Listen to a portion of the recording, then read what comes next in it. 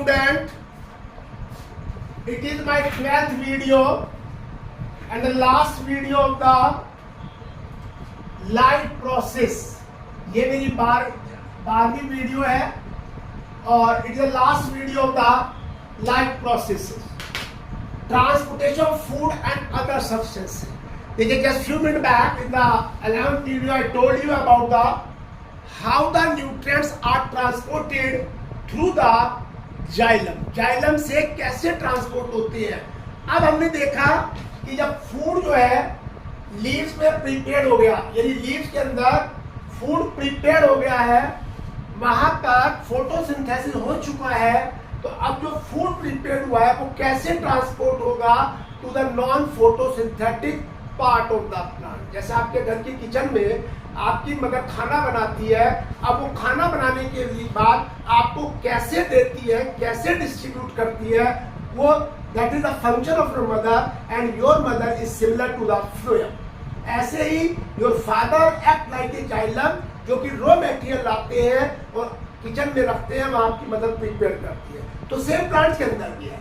अब देखिए, जब यहाँ पर आपके फोटोसिंथेसिस हो चुका है तो ट्रांसलोकेशन होगा.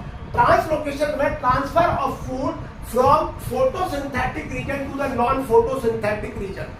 अब देखिए, यहाँ पर प्लांट्स में फोटोसिंथेसिस हुआ और उस फोटोसिंथेसिस के बाद यहाँ पर फूड प्रिपेयर्ड है in the form of glucose. ये जो फूड बनाया गया वो ग्लूकोज की फॉर्म में बनाया गया और ये फूड ट्रांसपोर्ट होगा through the phloem. Phloem is the transporting और conducting tissue in the plant.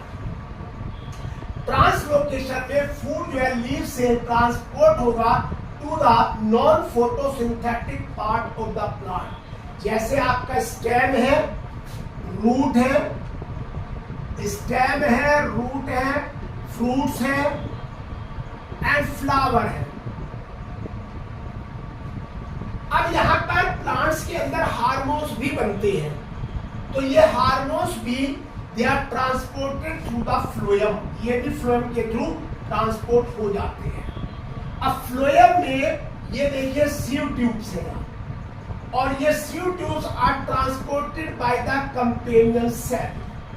यानी सीव ट्यूब्स और कंपेनियन सेल्स होती है, ये दोनों रॉ मटेरियल को कंडक्ट करती है to the different parts of the plant. और ये आपका लिविंग टिश्यू है, it is the living tissue. समझ यहाँ पे. अब ये हमारा सीव ट्यूब लिविंग टिश्यू है, नॉन लिग्निफाइड. यहाँ पे जाइलम की तरह कोई डिपोजिशन नहीं होता, जाइलम डेड टिश्यू है. इसके अंदर सीव प्लेट्स होती है.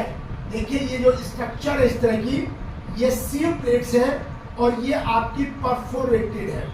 इनमें ये होल्स है, जैसे आपके घर की जो छन्नी होती है चाय छानने की, उसमें होल्स होते हैं, उसी तरह के होल्स यहाँ पर प्रेजेंट होते हैं. ये परफोरेटेड होते हैं. अब यहाँ पर इसमें फूड का ट्रांसपोर्टेशन होता है. देखिए, ये यहाँ पे लीफ है, इस लीफ के अंदर फोटोसिंथेसिस हुआ, लीफ में फोटोसिंथेसिस हुआ और जब फोटोसिंथेसिस हुआ तो यहां पर ये ग्लूकोज बना. अब ये ग्लूकोज यहां पे जब बन गया by the process of photosynthesis, it will transported through the phloem. ये इस फ्लोएम के थ्रू, इस सीव ट्यूब के थ्रू ट्रांसपोर्ट होगा in the form of sucrose. देखिए, फूड बना ग्लूकोज की फॉर्म में. अगर आपसे पूछा जाए और ट्रांसपोर्ट किसकी फॉर्म में होगा, ये it will transported in the form of sucrose. ये सुक्रोज की फॉर्म में ट्रांसपोर्टेड होगा.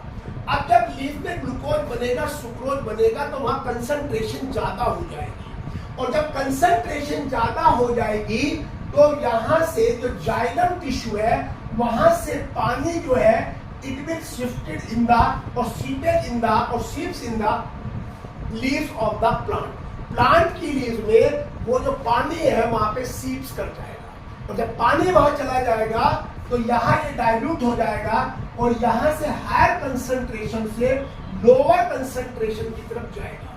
जब कोई सब्सटेंस हायर कंसंट्रेशन से लोअर कंसंट्रेशन की तरफ जाता है तब वहां पर एनर्जी कंज्यूम होती है और this energy is available in the form of ATP. यहाँ पर एटीपी की फॉर्म में एनर्जी अवेलेबल होगी, जबकि जाइलम से जो ट्रांसपोर्टेशन होता है वो एक फिजिकल प्रोसेस है, वहां पर एनर्जी का कंजम्पशन नहीं होता। यानी जाइलम के अंदर एनर्जी का कंजम्पशन नहीं होता, फ्लोएम के अंदर एनर्जी का कंजम्पशन होता है, जो कि हायर कंसंट्रेशन से लोअर कंसंट्रेशन की तरफ जो है न्यूट्रिएंट्स का फ्लो होता है। अब यहाँ पर जब ये फ्लो हो रहा है तो यहाँ पे एटीपी स्टोर होगा, एटीपी यूज होगा, जो कि सेल के अंदर प्रेजेंट है और उस सेल के अंदर मेटाबॉलिक एक्टिविटी होगी। इस मेटाबॉलिक एक्टिविटी में जो एनर्जी प्रोड्यूस होगी, इसको आप मेटाबॉलिक एटीपी कहेंगे। जो एनर्जी प्रोड्यूस हो रही है इसको आप मेटाबॉलिक एटीपी कहेंगे। अब जब फूड ट्रांसपोर्ट हो जाएगा तो ये नॉन फोटोसिंथेटिक रीजन में स्टोर हो जाएगा in the form of starch. जैसे इसमें आपका स्टेम भी नॉन फोटोसिंथेटिक रीजन है, रूट्स भी हैं, फ्रूट्स भी हैं और फ्लावर, ये सब जो है non photosynthetic region of the plants. अब जब फूड यहाँ स्टोर हो जाता है, देखिए यहाँ से ये नीचे आ रहा है, और during the spring season then all the leaves of the plants are shed off। Plants में खाना नहीं बनता, सब लीफ गिर जाती है, तो जब नई लीफ बनती है उनके लिए खाना चाहिए, तो ये नॉन फोटोसिंथेटिक रीजन से दैट विल बी ट्रांसपोर्टेड, ये नॉन फोटोसिंथेटिक रीजन से इट इज ट्रांसपोर्टेड, ये नॉन फोटोसिंथेटिक रीजन से इन द लीव्स, जहां पे लीव्स ग्रो रही है, in part of the plant और branch the leaves are growing, जहां पे लीव्स ग्रो रही है वहां पे फूड हो जाता है। तो इसलिए फ्लोएम में जो ट्रांसपोर्टेशन है ये बाई डायरेक्शनल है, यानी कि पहले प्रीपेयर्ड फूड आएगा, वो नॉन फोटोसिंथेटिक पार्ट में इकट्ठा होगा, फिर वहां से वो जो है नॉन फोटोसिंथेटिक पार्ट से अगर जरूरत पड़ती है स्प्रिंग सीजन में जब लीव सेट ऑफ हो जाती है तो नॉन फोटोसिंथेटिक पार्ट से लीव्स के लिए ट्रांसफर कर दिया जाए in the apical region. It is my last video of this chapter life process. आप इसे लाइक करिए, इसको कमेंट करिए, इसको शेयर करिए और इसको सब्सक्राइब करना तो बिल्कुल भी मत भूले, आप इसको सब्सक्राइब जरूर करें। Thank you.